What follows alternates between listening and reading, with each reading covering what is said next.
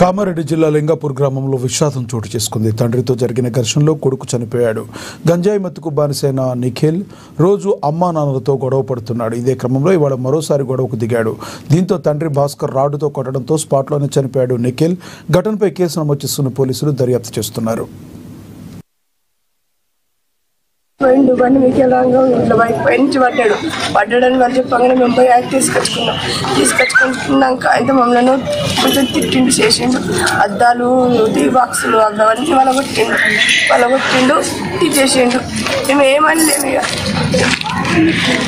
వాడే ఇది చేసిండు.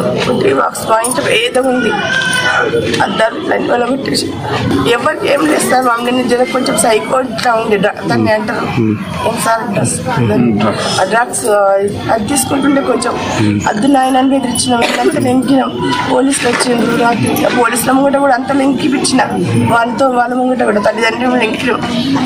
ఇక దొరకలేదు. మరి అమ్మ మీరు తాగిన అయినతోనే ఏమవుతారు సపగా కూకొని అమ్మ వాడు పిచ్చోడు సపగా కూకుండా నేను అన్నాడు.